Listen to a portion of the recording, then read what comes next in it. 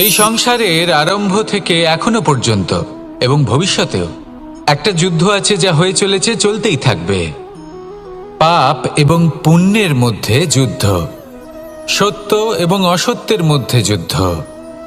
এই যুদ্ধ চলেই আসছে, আর এই যুদ্ধে যারা লড়েন তাদের আমরা সবসময় জয় জয়কার করি। আর যারা এই জয় জয়কার করেন তাদের প্রত্যেকের একটা বিশেষ গুরুত্ব থাকে। যখনই কোনো যোদ্ধা যুদ্ধক্ষেত্রে ক্লান্ত হয়ে পড়ে, শক্তিহীন হয়ে পড়ে, তখন এরা জয় জয়কার করে, শঙ্খ বাজাতে থাকে।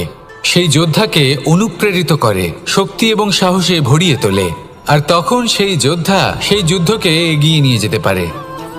যখন শ্রীরাম লঙ্কা যাত্রা করার জন্য সেতু তৈরি করছিলেন, তখন একটা ছোট্ট মিষ্টি কাঠবিড়ালি নিজের মুখে মাটির টুকরো বয়ে নিয়ে গিয়ে তার সাধ্যমতো তাকে সাহায্য করছিল। শ্রীরাম দেখলেন এবং বললেন যে ও তো সবার মনোবল বৃদ্ধি করছে, সবাইকে প্রেরিত করছে। ও বলল যে আমি এত ছোট হয়েও যদি এই কাজ করতে পারি, তাহলে আপনারা সবাই কেন পারবেন না? এটাই হলো সেই সকলের মাহাত্ম্য, যারা জয় জয়কার করেন, অনুপ্রেরিত করেন, সাহস যোগান। ওনারা সেই ব্যক্তি যারা একজন যোদ্ধার মধ্যে যুদ্ধকে জয় করার শক্তি প্রদান করেন। আসুন আমার সাথে ভালোবেসে বলুন, রাধা রাধা। সংসারে আমাদের জীবনে যখন কোনো সুখ বা দুঃখ আসে, তার জন্য আমরা কাউকে না কাউকে অবশ্যই দায়ী করে থাকি, তাই না? এই ব্যক্তি আমাদের সাথে এরকম কাজ করেছেন, তাই আমার সাথে এমন হলো। ওই ব্যক্তি যদি এমনটা না করতেন, তাহলে আজ আমি ওই স্থানে পৌঁছতে পারতাম। সবই আপনার দৃষ্টিভঙ্গির ওপর নির্ভরশীল, আর যদি আপনার দৃষ্টিভঙ্গি এমন হয়, তাহলে তা অনুচিত। সত্যি কথা বলতে, এই সংসারে ভিন্ন ভিন্ন ধরনের মানুষ আছে। এটা আপনার ওপর নির্ভর করছে কিভাবে তাদের স্বাগত জানাবেন। একবার ভাবুন, আমি আমার দুটো হাত সামনে নিয়ে এলাম, দুটো মুঠো খুলে দিলাম। দুই প্রকারের মানুষ আসবেন, কিছু না কিছু দিয়ে যাবেন। এই মুঠো যদি আমি বন্ধ করে দিই, তাহলে না কেউ আমাকে কিছু দিতে পারবে, না আমার কিছু যাবে আসবে। নিশ্চয়ই বুঝতে পারছেন এই দুই ধরনের ব্যক্তি কারা এবং তারা কি দিয়ে যান। আমি যদি নিজের মুঠো খুলে দিই, তাহলে কিছু ভালো মানুষ আসবেন, আমাকে আনন্দ, সন্তুষ্টি, জ্ঞান প্রদান করে যাবেন, ভালো অভিজ্ঞতা দিয়ে যাবেন। কোনো খারাপ ব্যক্তি যদি আসেন, তাহলে তিনিও খারাপ অভিজ্ঞতা দেবেন, যার থেকে আমি শিক্ষা লাভ করব। এই সব কিছু আমি লাভ করতে পারি। মুঠো যদি বন্ধ করে রাখি, তাহলে আমি কিছুই পাবো না। দেখুন, এই সংসারে প্রত্যেকের জীবনে এইরকম। প্রত্যেকের জীবনে সবকিছুই আছে, ভালো খারাপ দুই মানুষই আছে। ভালো অভিজ্ঞতা আছে, খারাপ অভিজ্ঞতা আছে। নির্ভর করছে আপনার উপর যে আপনি কি করবেন, এনাদের স্বাগত কিভাবে জানাবেন, কার থেকে কি বুঝবেন, কি শিখতে পারবেন, আর কোন দৃষ্টিভঙ্গি নিয়ে অগ্রসর হবেন। এটাই নির্ধারণ করবে যে আপনার জীবন কেমন হবে। আসুন আমার সাথে ভালোবেসে বলুন, রাধা রাধা। এটা হলো একটা সাদা পাতা। এবার এতে আমি যাই লিখব, সেটাই এর অস্তিত্ব হবে। এতে আমি প্রেমের কিছু কথা লিখে একে প্রেমপত্র বানিয়ে তুলতে পারি। মাতা পিতার জন্য একটা শুভ সংবাদ লিখতে পারি। শত্রুর বিষয়ে সতর্ক করব বলে সেনাকে একটা সংবাদ লিখতে পারি। দ্বারকাবাসীর জন্য কোনো সংবাদ পাঠাতে পারি। যাই লিখব, এই পত্র সেটাই হয়ে উঠবে। সেই রকমই হলো আমাদের জীবন। আমরা যেমন কর্ম আমরা করব, আমাদের অস্তিত্ব এবং ব্যক্তিত্ব ঠিক তেমনই হয়ে উঠবে। যদি আপনি একটা অসাধারণ, উজ্জ্বল এবং সম্মানজনক জীবনযাপন করতে চান, তাহলে তার একটা রহস্য আপনাকে বলি। যেমন কথন হবে, কর্ম তেমন হবে। অর্থাৎ যতটুকু বলেছেন ততটুকুই করুন, আর যতটুকু করেছেন ততটুকুই বলুন। এই একটা নিয়ম যদি আপনারা পালন করেন, তাহলে এই সংসারের সমস্ত পণ্ডিত আপনাকে অবশ্যই সম্মান করবেন। তাহলে এটাই করুন, আর আমার সাথে ভালোবেসে বলুন, রাধা রাধা। কখনো কোনো পাখিকে দেখেছেন? যখন সে প্রথমবার উড়তে চেষ্টা করে, সে বাসা থেকে মাটিতে পড়ে যায়, কিন্তু সে হার মানে না। চেষ্টা করতে থাকে, করতেই থাকে, ডানা ঝাপটাতে থাকে, আর তারপর সে উড়তে শেখে। গোল শালগ্রাম শিলাকে দেখুন, পর্বত থেকে খসে পড়ে, ধাক্কা খায়, জলের প্রবাহ দ্বারা ঘর্ষিত হয়, তারপরে তা শালগ্রামে পরিণত হয়। ভেবে দেখুন, যদি কোনো পাখি প্রথমবার উড়তে গিয়ে এটা ভাবে যে না না, যদি আমি পড়ে যাই তবে, আমার যদি আঘাত লাগে তবে, আর যদি ভয়ের কারণে সে শুরুই না করতে পারে, চেষ্টাই না করে, তাহলে কি সে উড়তে শিখবে? কখনোই নয়। এটাই আমাদের শিখতে হবে, প্রারম্ভ করতে হবে। তা অত্যন্ত গুরুত্বপূর্ণ। যখন আমরা কিছু শুরু করি তখন ভয় করে, কিন্তু যদি এটা না করেন জীবনে কখনো সামনে এগোতেই পারবেন না। হতেই পারে প্রারম্ভ করার পরে আপনি পড়ে যাবেন, বারবার নিচে পড়ে যাবেন, কিন্তু যদি নিরন্তর চেষ্টা করতে থাকেন তাহলে একদিন না একদিন আপনি অবশ্যই সফল হবেন। এই শুরু করাটাই সব থেকে বেশি কঠিন। এর দ্বারা ভয়ভীত হবেন না। আসুন আর আমার সাথে ভালোবেসে বলুন, রাধা রাধা। যদি আমি আমার চোখ বেঁধে কোনো একটা নির্দিষ্ট দিকে নিজের সমস্ত শক্তি প্রয়োগ করে ছুটে যাই, তাহলে কি হবে? আমি কোথাও ধাক্কা খেতে পারি, নিজের ক্ষতি করতে পারি, কোথাও পড়ে যেতে পারি, তাই না? অর্থাৎ এটা নিশ্চিত এই কাজ আমার করা উচিত নয়। কিন্তু আজকের দিনে প্রত্যেকটা মানুষ এই কাজই করছেন, তাই না? কোনো কাজ করার পূর্বে সেই কাজের বিষয়ে সম্পূর্ণ তথ্য কোথায় সংগ্রহ করছেন? শুধু এটুকু জানেন যে এই কাজটা করলে কত ধন অর্জন করবেন আর কত নাম হবে, আর ব্যাস সামনে এগিয়ে যান। এটা উচিত নয়।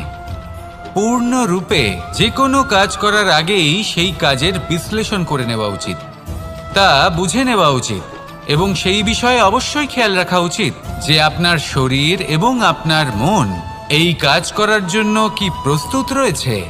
যদি তা না হয় তাহলে প্রথমে নিজেকে শুধরে নিন, তারপরে সেই কাজ করুন। যদি এইভাবে জীবনে সামনে এগোন তাহলে সাফল্যের সম্ভাবনা জীবনে অনেক বেশি বেড়ে যাবে। তাহলে এটাই করুন আর আমার সাথে ভালোবেসে বলুন, রাধা রাধা। এই সংসারের সব থেকে বড় যোদ্ধা কে? কেউ বলবেন অর্জুন, কেউ বলবেন ভীম, কেউ বলবেন হনুমান, আদি ইত্যাদি। কিন্তু এই সংসারের সব থেকে বড় যোদ্ধা আপনার মনের ভেতরে আছে, আপনার মনের মধ্যে আছে। সেই ব্যক্তি সব থেকে উঁচুতে পৌঁছতে পারেন যিনি নিজের অন্তরের খামতি বুঝতে পারেন, নিজের দোষ বুঝতে পারেন, তার সাথে লড়াই করেন এবং তার উপর বিজয় লাভ করেন। যে ব্যক্তি এটা শিখতে পারেন, যে ব্যক্তি এটার উপর জয়লাভ করতে পারেন, তিনি হলেন সব থেকে বেশি শক্তিশালী, সব থেকে বেশি বীর এবং সব থেকে বেশি পরাক্রমী ব্যক্তি। আমরা সকলে এই সংসারকে পাল্টাতে চাই। তার জন্য প্রথম পদক্ষেপ আপনাকে নিতে হবে, নিজেকে দোষমুক্ত করতে হবে। যদি মানুষ নিজের অন্তরের দোষ বুঝতে পারেন এবং নিজেকে দোষমুক্ত করতে পারেন, তাহলে এই সংসার নিজে থেকেই দোষমুক্ত হয়ে যাবে, তাই না? তাহলে নিজেকে দোষমুক্ত করুন আর আমার সাথে ভালোবেসে বলুন, রাধা রাধা। মানুষের জীবন সবসময় ন্যায় আর অন্যায়ের মাঝে ঘুরপাক খেতে থাকে। প্রত্যেক মানুষের মনে হয় কোথাও না কোথাও তার সাথে অন্যায় হচ্ছে। কেউ বলেন যে ভাগ্য আমার সাথে অন্যায় করেছে, কেউ আবার বলেন এই সংসার আমার সাথে অন্যায় করেছে। আর প্রত্যেকেই ন্যায় বিচার চাইতে বৈঠক দাবি করে বসেন। কখনো এই বিচার গৃহে যান, আবার কখনো ওই বিচার গৃহে। যদি সত্যি কথা বলি, এই সংসারের সব থেকে বড় বিচার গৃহ আপনার কাছেই রয়েছে, আপনার মন। আপনার মনই হলো সব থেকে বড় বিচার গৃহ। এ খুব ভালো করেই জানে কি শুদ্ধ আবার কি অশুদ্ধ, এর শুভ অশুভর জ্ঞান রয়েছে, এ সব জানে। দেখতে গেলে প্রত্যেকটা মানুষ যদি নিজের মনের কথা শোনেন, তাহলে তিনি ভালোভাবেই বুঝতে পারবেন তিনি কি উচিত করেছেন আর কি অনুচিত। দিনে একবার রাত্রের নিদ্রায় যাওয়ার পূর্বে নিজের সাথে বসুন, চোখ বন্ধ করুন আর বিচার করুন আজ আপনি কি উচিত করেছেন আর কি অনুচিত। আপনার মন সঠিক বিচার তখনই করে দেবে। আসুন আমার সাথে ভালোবেসে বলুন, রাধা রাধা। আপনি কখনো কোনো পাথরের বুক চিরে বয়ে চলা কোনো নদী দেখেছেন? পাথর নদীর সামনে নত হয়ে যায়, তাকে বাধা দিতে চেষ্টা করে কিন্তু কখনো বাধা দিতে পারে না। এই নদী হলো ততটাই শক্তিশালী, কিন্তু এর আরম্ভ কোথা থেকে হয়? দূরে কোথাও কোনো পর্বতের চূড়াতে এক বিন্দু জল ঝরে পড়ে আর তার সাথে হিম গলিয়ে দেয়। তারপর জলের শক্তি বৃদ্ধি পায়, তারপর অনেক বিপদের সম্মুখীন হয় আর অনেক ধরনের বাধা সে অতিক্রম করে। তার শক্তির এতটাই বৃদ্ধি হয় যে তাকে বাধা দেওয়া একেবারেই অসম্ভব ব্যাপার হয়ে যায়। দেখুন, নদী তো মহান বটেই, কিন্তু তাকে মহান করে তুলেছে কে? সেই সকল বিপদ যার থেকে ও কখনো পালায়নি। সেইভাবেই আমাদেরও বিপদ থেকে পালিয়ে গেলে হবে না, তার সম্মুখীন হতে হবে সাহসের সাথে, পূর্ণ শক্তি প্রয়োগ করে। তবেই আমরা শিখতে পারবো, তবেই আমরা সামনে এগোতে পারবো। যদি আপনি জীবনে কুন্দন হয়ে উঠতে চান, তাহলে জ্বলন সহ্য করতেই হবে। আসুন আমার সাথে ভালোবেসে বলুন, রাধা রাধা। এ হলো গোলাপ ফুল। একে আমরা সকলেই চিনি। সমগ্র সংসার ভালোবাসে এই পুষ্পকে। এই ফুল দেখতেও সুন্দর। সবথেকে বেশি গুরুত্বপূর্ণ কথা হলো এর সুগন্ধ, যা দূর দূরান্ত থেকে ব্যক্তিদেরকে আকৃষ্ট করে।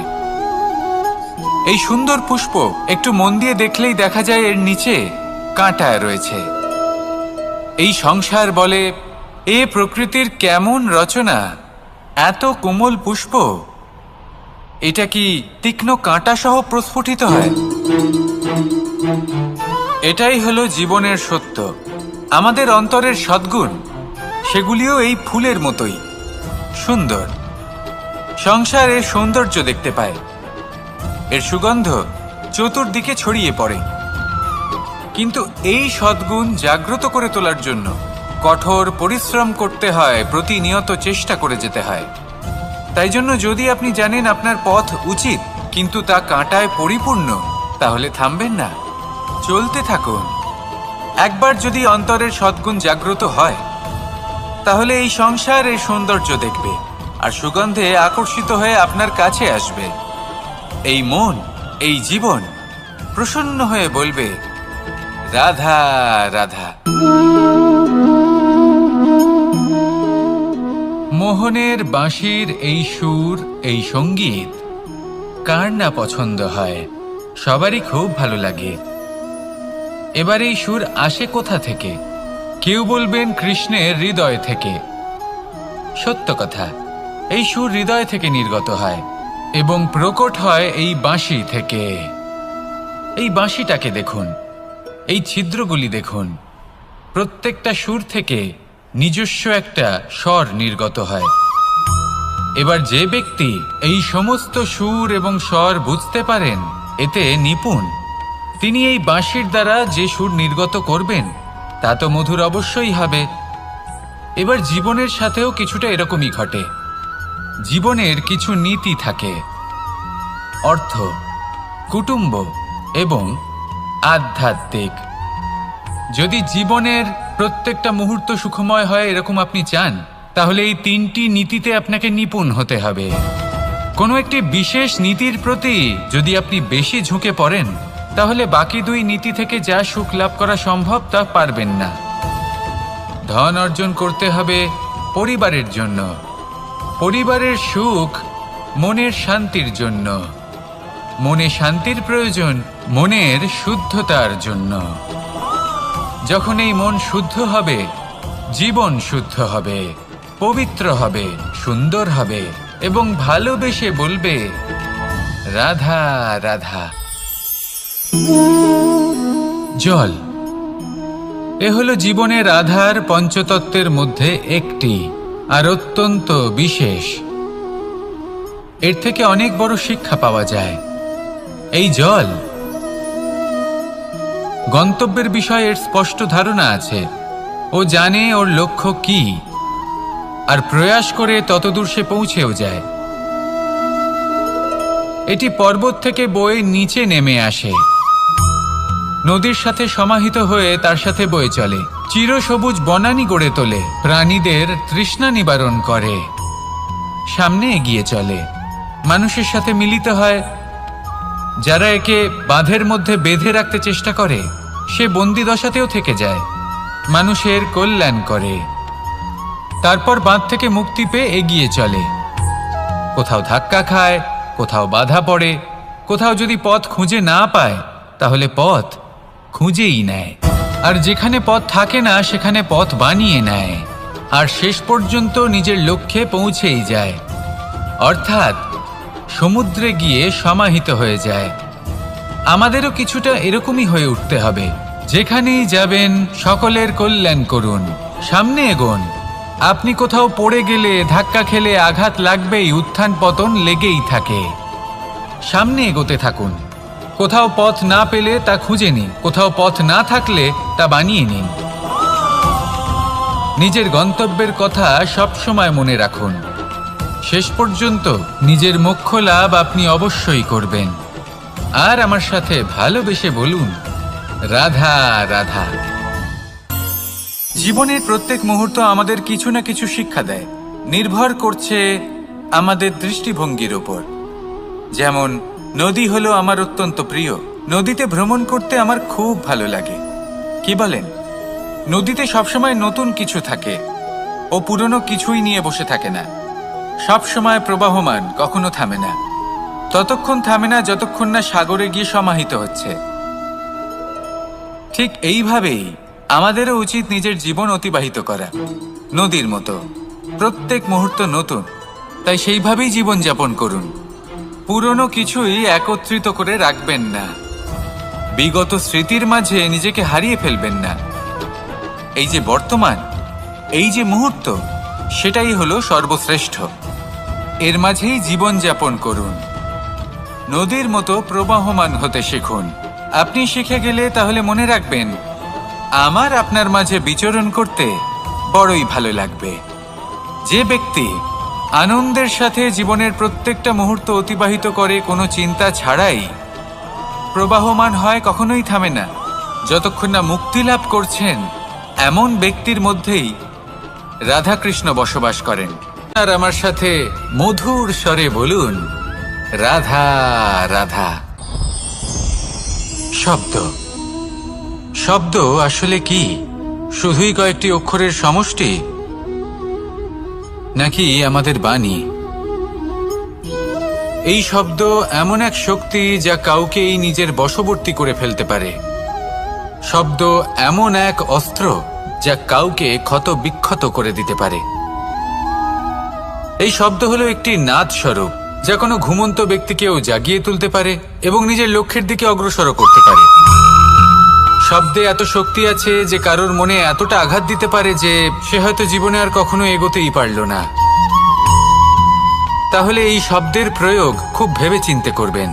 এবং এই শব্দের মতোই হলো নীরবতা। অনেক সময় এই নীরবতা আমাদের সহায়ক হয়ে ওঠে, অনেক সময় এটা আমাদের অনুশোচনাকে অনেক বেশি বাড়িয়ে তুলতে পারে। ভীষ্ম পিতামহ, অঙ্গরাজ কর্ণ, যখন দ্রৌপদীর বস্ত্রহরণ হচ্ছিল তখন এনারা নীরব ছিলেন, দুর্যোধনের বিরোধিতা করেননি, ওকে বাধা দেননি। আর তারপর কি হলো সেটা আপনারা সকলে জানেন। দেখতে গেলে নীরবতা চুপ করে থাকা, কিন্তু যদি কোনো দুষ্টের সামনে চুপ করে থাকেন, যদি তার বিরোধিতা না করতে পারেন, তাহলে এই নীরবতাই অনেক বড় পাপের আকার ধারণ করে। মনে রাখবেন, আর আমার সাথে ভালোবেসে বলবেন, রাধা রাধা। আভূষণ, কার না ভালো লাগে এই আভূষণ? আমরা পরিশ্রম করি, ধন অর্জন করি, আর আভূষণ কিনে থাকি, কখনো নিজের জন্য, কখনো বা তাদের জন্য যাকে আমরা ভালোবাসি, বা তাদের জন্য যাকে আমরা সম্মান করি। হয়তো সেই জন্যই সীতা চূড়ামণি ধারণ করেছিলেন এবং আমি সামন্তকমণি। কিন্তু এটাই কি সেই প্রকৃত আভূষণ যা আপনার মূল্য বৃদ্ধি করে? না। শ্রীরামের আভূষণ হল ওনার নম্র ভদ্র ব্যবহার। মাতা সীতার আভূষণ হল ওনার সততা, ওনার নিষ্ঠা, ওনার ত্যাগ। অর্জুনের আভূষণ ছিল ওনার একাগ্রতা, রাধার আভূষণ ওনার প্রেম। এই আভূষণ কোথাও নেই, আপনার মনে আছে। যদি আপনার মনে মিষ্টতা থাকে, তা শান্ত হয়, তাতে সততা থাকে, নিষ্ঠা থাকে এবং প্রেম থাকে, তাহলে আপনার অন্য আর কোনো আভূষণের কোনো প্রয়োজন নেই। আপনি যতই ভিড়ের মাঝে থাকুন, আপনার ঔজ্জ্বল্য চোখে পড়বে। আসুন আর আমার সাথে ভালোবেসে বলুন, রাধা রাধা। এই সংসারের সবথেকে বড় সত্যি হলো জন্ম এবং মৃত্যু, কিন্তু আরো বড় একটা সত্য আছে, মিত্র এবং শত্রু, যা আমাদের সকলের জীবনে থাকে। মিত্র সে যে আমাদের সঙ্গ দেয় এবং সংসারের সবথেকে উঁচু শিখরে আমাদের নিয়ে যায়, এবং শত্রু সে যে যে কোনো মুহূর্তে যে কোনো শিখর থেকে আমাদের নিচে ফেলে দিতে পারে। এবার বিচিত্র ব্যাপার হলো এটাই যে আমরা নিজেরাই এদের সাথে নিয়ে চলি, নিজেরাই এদের পালন করি। তা কি করে? প্রথমে বুঝুন এই মিত্র এবং শত্রু কারা। আপনার নিজের মন, আর কেউ নয়। এই মনই হলো মিত্র যখন তাতে ভারসাম্য বজায় থাকে, তা নিয়ন্ত্রিত থাকে, তা পবিত্র হয়। কিন্তু যদি এই মন অনিয়ন্ত্রিত হয়ে পড়ে, যদি আপনাকে সে নিয়ন্ত্রণ করতে শুরু করে, তখন সেই আপনার সবথেকে বড় শত্রু হয়। সেই জন্য এই মনের ওপর নিয়ন্ত্রণ রাখতে শিখুন, এতে ভারসাম্য বজায় রাখতে শিখুন। তাহলে আপনি এমন এক বন্ধুকে পাবেন যে আপনাকে এই সংসারের শিখরে পৌঁছে দেবে। আসুন আমার সাথে ভালোবেসে বলুন, রাধা রাধা। ঈশ্বর আসলে কে? সংসারের বেশিরভাগ মানুষের কাছে ঈশ্বর হলেন এই সংসারের রচয়িতা, পালনকর্তা। কারোর কাছে উনি জ্ঞাতা, কারোর কাছে উনি হলেন আস্থার প্রতীক, আবার কারোর জন্য শুধুমাত্র অন্ধ বিশ্বাস। কিন্তু এই ঈশ্বর কি কোনো শরীর, নাকি একটা বোধ, নাকি শুধুই শ্রদ্ধা? ঈশ্বর হলেন তিনি যিনি হলেন আপনার ইষ্ট। সেই জন্যই তো গুরু, মাতা, পিতা এনাদেরও ঈশ্বরই বলা হয়েছে। যাদেরকে আমরা ঈশ্বর বলে মনে করি, যারা আমাদের ইষ্ট, তাঁরা আমাদের একটি পথ দেখান, একটি দিকে চালিত করেন। সেই পথে চলে আপনি শুভ কর্ম করতে পারেন। আর যখন কোনো ব্যক্তি তার ঈশ্বরের আদেশ পালন করেন, তখন সে নিজে থেকেই শুভ পথে অগ্রসর হয়ে যান। বেশ কয়েকজন মানুষ ঈশ্বরের ওপর আস্থা রাখেন এবং ভাবেন যে অনুচিত কোনো কাজ করা উচিত নয়, ঈশ্বর দেখছেন। ওনারা ভয় পান যে কোনো অনুচিত কর্ম করলে কে জানে তার পরিণাম কি হবে। এমন অনেক ব্যক্তি রয়েছেন যারা ঈশ্বরকে বিশ্বাস করেন এবং জানেন যে ঈশ্বর তাদেরকে দেখছেন, তাই যে যে শুভ কর্ম ওনারা করেছেন তার ফল তারা অবশ্যই পাবেন। এবার আপনি ভয় পেয়ে ঈশ্বরকে বিশ্বাস করবেন, নাকি বিশ্বাসের দ্বারা ঈশ্বরকে বিশ্বাস করবেন, সেই সিদ্ধান্ত আপনারই। কিন্তু হ্যাঁ, যদি আপনার মনে ঈশ্বরের জন্য কোনো স্থান থাকে, যদি আপনার কোনো ইষ্ট থাকেন, যদি আপনি কাউকে ঈশ্বর মনে করেন, যার প্রত্যেক আদেশ আপনি পালন করে থাকেন, তাহলে বলি, ঈশ্বর কখনো আপনাকে অনুচিত পথে চালিত করবেন না। আসুন আমার সাথে ভালোবেসে বলুন, রাধা রাধা। এই সংসারে ভিন্ন ভিন্ন ধরনের গাছ আছে, অসংখ্য ধরনের প্রজাতি আছে। কিছু গাছ পাতা দিয়ে থাকে, কিছু ফুল, কিছু ফল। কেউ ছায়া প্রদান করে, কেউ শীতলতা প্রদান করে, কেউ নিজেকে খুব কষ্ট দিয়ে এই সংসারের বিকাশে সহায়ক হয়ে ওঠে। কিন্তু এই সবার মধ্যে একটা বিষয় কিন্তু সমান, এরা প্রত্যেকেই পাতা ছাড়া, ফুল ছাড়া, ফল ছাড়া জীবিত থাকতেই পারে, কিন্তু কোনো বৃক্ষই শিকড় ছাড়া বেঁচে থাকতেই পারে না। এটাই হলো রাধার। ঠিক সেইভাবেই আমাদের জীবনে শক্তি হোক, ধন হোক বা সাফল্য হোক, আমাদের বা আমাদের পরিবারের প্রসন্নতাই হোক, এই সব কিছুর আধার হলো, সবকিছুর মূল হলো পরিশ্রম। তাই জীবনে চিরকাল পরিশ্রম করতে থাকুন। যদি আপনি জীবনে মহান হবার পথে অগ্রসর হতে চান, তাহলে পরিশ্রম করুন। এই পরিশ্রম দ্বারাই নিজের পরিবারকে প্রসন্ন করুন, নিজের বন্ধুদের প্রসন্ন করুন, এই সমাজকে গর্বিত করুন। আসুন আমার সাথে ভালোবেসে বলুন, রাধা রাধা। কখনো কোনো বাগানের কোনো বৃক্ষকে দেখেছেন যেখানে সুগন্ধি ফুল থাকে, রসালো ফল থাকে? তখন মন প্রফুল্ল হয়ে ওঠে, মন থেকে সেই বৃক্ষের প্রতি ভালোবাসা জন্মায়। কিন্তু যিনি বাগানের মালিক, শুধুমাত্র তিনিই জানেন যে কিভাবে এই বৃক্ষকে আগলে রাখতে হয়, কিভাবে তার পরিচর্যা করলে এতে সুন্দর সুগন্ধি ফুল হবে, রসালো ফল হবে। কখনো কখনো প্রয়োজনের থেকে বেশি রোদ পেলে এই বৃক্ষগুলি শুকিয়ে যায়, প্রয়োজনের থেকে কম রোদ পেলেও এই বৃক্ষ কিন্তু শুকিয়ে যায়। প্রয়োজনের থেকে কম জল যদি পায়, এই বৃক্ষ শুকিয়ে যেতে পারে। প্রয়োজনের থেকে অতিরিক্ত জল যদি পায়, তখনও এই বৃক্ষের শিকড়গুলি নষ্ট হয়ে যেতে পারে। এবার এটাই কিন্তু আমাদের সংসারের সাথেও হয়। আমাদের সংসারের সকল প্রতিভাশালী ব্যক্তি, যেমন লেখক, বিচারক, প্রবক্তা, যোদ্ধা, এদের সবার ক্ষেত্রে এই কথাটাই প্রযোজ্য। যদি বেশি প্রশংসা করা হয়, তাহলেও এরা হারিয়ে যাবেন। প্রয়োজনের থেকে বেশি যদি নিন্দা করা হয়, তখনও তারা নত হয়ে পড়বেন। তাহলে আপনি এদের রক্ষা করুন এবং নিজেদেরও। মনে রাখবেন একটা কথা, জেনে রাখুন কখন কোন নিন্দায় আপনি লজ্জিত হবেন না, আর কখন কোন প্রশংসার দ্বারা নিজের মধ্যে অহংবোধ জাগ্রত করবেন না। এই মন সুপ্রসন্ন হয়ে বলবে, রাধা রাধা। যদি আমি কোনো বনে যাই, কোনো নির্জন বনে, সেই বনের বিষয়ে, সেই পথের বিষয়ে, গাছপালার বিষয়ে, পশুপক্ষীর বিষয়ে আমার যদি কোনো জ্ঞান না থাকে, সেই বনের ক্ষুদ্র থেকে ক্ষুদ্রতর অংশের বিষয়ে যদি আমার কোনো জ্ঞান না থাকে, তাহলে হতেই পারে সেই বনে কোথাও আমি হারিয়ে যাব। হয়তো এমনভাবে হারিয়ে যাব, কোনোদিনও বাইরেই বেরোতে পারবো না। তাই সেই বনের বিষয়ে জ্ঞান লাভ করা আবশ্যক। এটাই হলো শিক্ষা। জীবনে বেশিরভাগ মানুষই কেন অসফল হন? ওনারা একটা লক্ষ্য স্থির করেন, কিন্তু সেই পথের বিষয়ে তারা পর্যাপ্ত জ্ঞান অর্জন করেন না। সেই পথে কি বিপদ আসতে পারে প্রত্যেকটা পৃষ্ঠার জ্ঞান তাদের নেই, আর সেই জন্যই তারা অসফল হন। আপনি জীবনে যখনই কোনো লক্ষ্য স্থির করবেন, কোনো লক্ষ্য সাধন করবেন, পরিকল্পনার সাথে সেই পথে অগ্রসর হন। সেই পথকে বোঝার চেষ্টা করুন, সেই পথের বিপদ সম্পর্কে জ্ঞান লাভ করুন, সব কিছু জানার চেষ্টা করুন, অজানা তথ্য আহরণ করুন, আর তারপর সেই লক্ষ্যের প্রতি নিজেকে সমর্পিত করুন।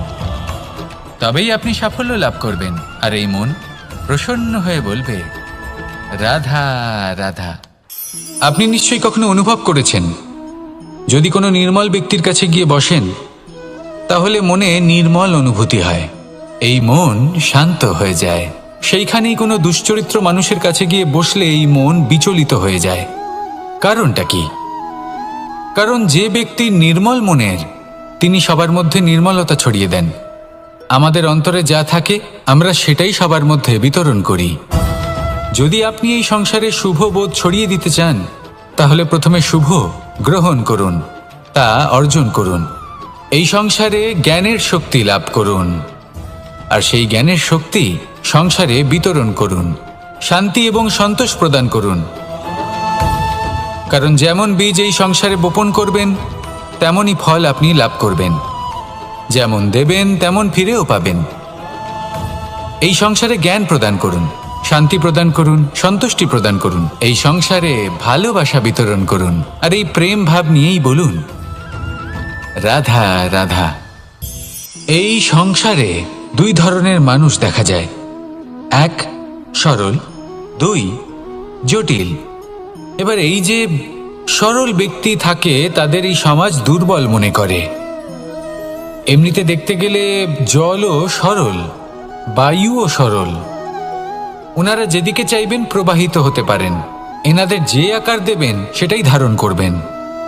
কিন্তু এরা বাস্তব রূপ ধারণ করলে তখন কি হয়? এই জল এমন এক ধারায় পরিণত হয় যে অনেক বড় বড় পাথরকে খণ্ডিত করে দিতে পারে। এই বায়ু এমন এক চক্রবাতে পরিণত হয় যা সংসারে বিনাশ ডেকে আনে। তাই যে ব্যক্তি সরল, তার সরলতাকে সম্মান করুন, তাকে সম্মান করুন, তাকে ভালোবাসা দিন। আর আমার সাথে ভালোবেসে বলুন, রাধা রাধা। খেলা খেলতে কে না ভালোবাসেন? আমরা প্রত্যেকেই যখন সময় পাই, সুযোগ পাই, তখনই আমরা কোনো খেলা খেলি। খেলার সময় দুই ধরনের মানুষ ওখানে থাকেন। এক, যারা অংশগ্রহণ করেন, আর দুই, যারা দেখতে থাকেন, যারা দর্শক হয়ে দেখেন, যারা নিজের পক্ষের বিজয়ের ফলে উচ্ছ্বসিত হয়ে থাকেন, পরাজয়ের ফলে শোক পালন করেন, পরামর্শ দিয়ে থাকেন। আর বিজয়ী কে হন? বিজয়ী তিনি হন যিনি অংশগ্রহণ করেন। নির্বাচন আপনাকে করতে হবে, আপনি কি করতে চান? আপনি কি খেলোয়াড় হতে চান, নাকি আপনি দর্শক হতে চান? যদি আপনি বিজয়ের আনন্দ লাভ করতে চান, সেই রোমাঞ্চ অনুভব করতে চান, তাহলে খেলতে হবে। ময়দানে আপনাকে নামতেই হবে। পরাজয়ের সম্ভাবনার ভয়ের সাথে আপনাকে লড়াই করতেই হবে। বিপক্ষের আহ্বানকে স্বীকার করতেই হবে, খেলোয়াড় হয়ে উঠতে হবে। তবেই এই বিজয়ের সম্ভাবনা থাকবে। আসলে কি, দর্শক হয়ে পরামর্শ দেওয়া অত্যন্ত সহজ। ময়দানে নেমে অংশগ্রহণ করা অত্যন্ত কঠিন। আর এখানে যেটা সহজ, তা আপনাকে বিজয়ের পথে কখনোই নিয়ে যাবে না। আসুন আমার সাথে ভালোবেসে বলুন, রাধা রাধা। এই সংসারে মানুষ জন্মগ্রহণ করেন, বড় হতে থাকেন, পুরুষার্থ লাভ করেন, অর্জন করেন। অর্জন করা আসলে কি? বেশিরভাগ মানুষ বলেন অর্জন করা অর্থাৎ ধন সম্পত্তি অর্জন করা। আর কি অর্জন করা যায়? আর কি লাভ করা যায়? আসল প্রশ্ন হলো এটাই যে কি এমন আছে যা বাস্তব রূপে অর্জন করার যোগ্য। তা হলো ব্যবহার, জ্ঞান এবং সন্তোষ। কেন? কারণ আপনি যখন এই সংসার ছেড়ে চলে যাবেন, তখন আপনার ধন সম্পত্তি আপনাকে বিদায় জানাতে আসবে না। আপনাকে বিদায় জানাতে আসবে আপনার আপনজন, যাদের সাথে আপনার সুসম্পর্ক ছিল। সমগ্র সংসারে সহস্র মানুষ ধন অর্জন করে থাকেন। শ্রেষ্ঠ মানুষ হলেন তিনি যিনি ব্যবহার, জ্ঞান এবং সন্তোষ অর্জন করে থাকেন, একে সকলের মধ্যে বিতরণ করেন। তাই এটাই করুন, আর আমার সাথে ভালোবেসে বলুন, রাধা রাধা। আমাদের জীবনে গুরুজনেরা, জ্ঞানী মানুষজন সবসময় একটা কথা বলেন, ধৈর্য ধরো। শুধুমাত্র দুটো শব্দ, কিন্তু কতটা বিশাল সেটা বোঝার চেষ্টা করুন। ছোট একটা অস্ত্র হাতে নিন এবং একটা বিশাল পর্বতে নিরন্তর প্রহার করতে থাকুন। ধৈর্য ধরে সেই কাজ করতে থাকুন। এমন একদিন আসবে, এই বিশাল পর্বতে আপনি একটা পথ তৈরি করবেন।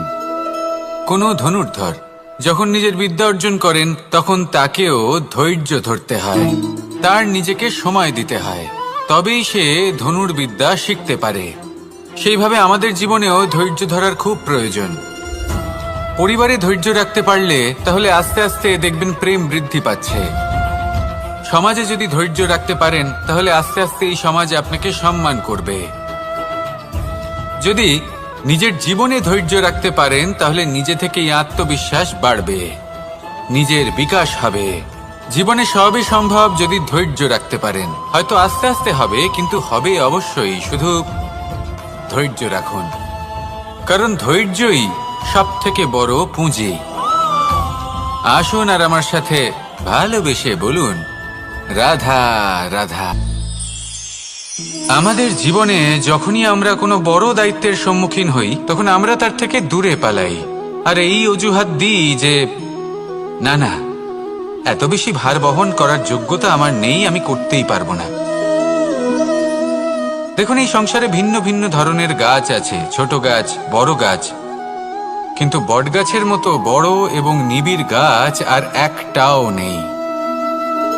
সে নিঃস্বার্থভাবে এই সংসারকে সেবা করে যায়, ছায়া প্রদান করে, শীতলতা প্রদান করে। আর যখন এমন সময় আসে যখন তার ওপর বোঝা অত্যন্ত বেড়ে যায়, সে কিন্তু কোনোভাবেই ভেঙে পড়ে না। তখন সে নিজের নিঃস্বার্থ কর্মের ফল লাভ করে, সেই নিঃস্বার্থ কর্ম যা সে করেছে। তার দেহ থেকে ছোট ছোট ঝুড়ি বার হয় এবং তা কাণ্ডের আকার ধারণ করে। সেই কাণ্ড মাটির কাছে পৌঁছয় এবং তারপর তা বটগাছের সহায়ক হয়ে ওঠে। সে ভেঙে পড়ে যায় না।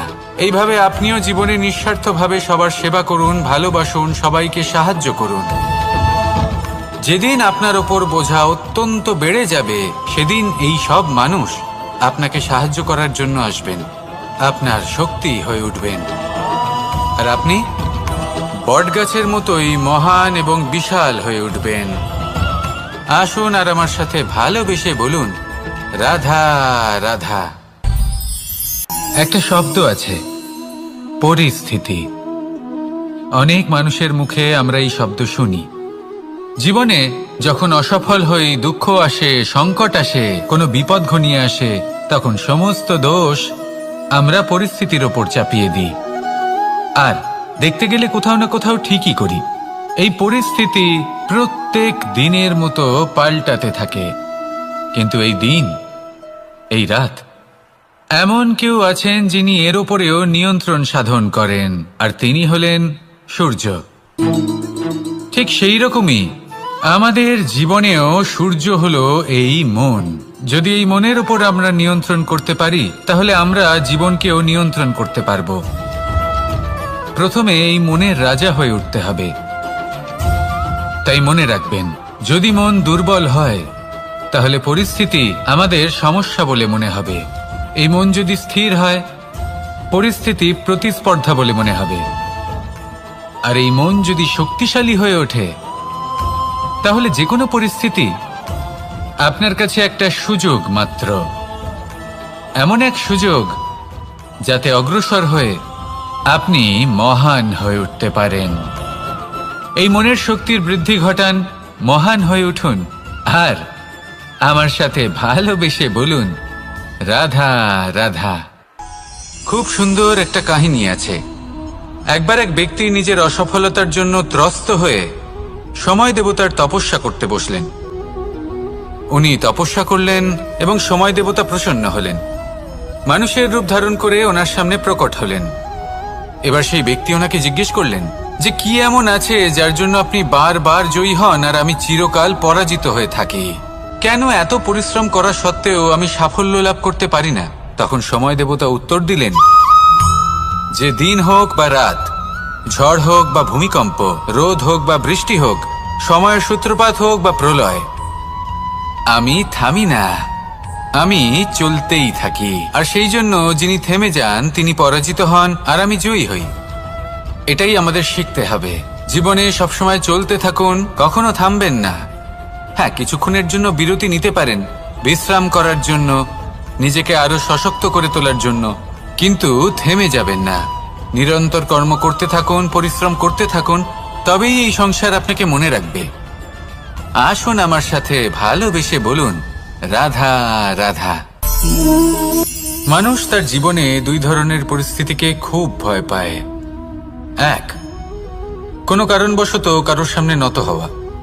দুই, কোনো কারণে নিজের চরিত্র থেকে, নিজের মূল্যবোধ থেকে বিচ্যুত হওয়া।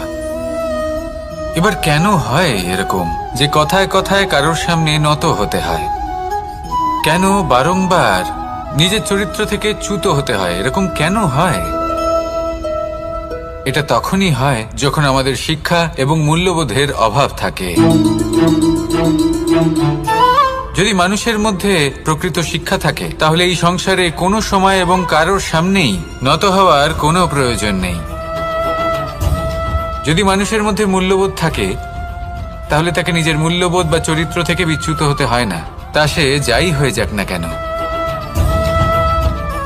কোনো বালককে যদি জন্ম থেকেই সুশিক্ষার অধিকারী করা হয়, শিক্ষিত করা হয়, মূল্যবোধের অধিকারী করা হয়, তবে সে এই সংসারে এমন কর্ম করবে যাতে সে নিজেকে, নিজের পরিবারকে, সমগ্র সমাজকে গর্বিত করতে পারে। শিক্ষা লাভ করুন, মূল্যবোধ লাভ করুন এবং আমার সাথে ভালোবেসে বলুন, রাধা রাধা।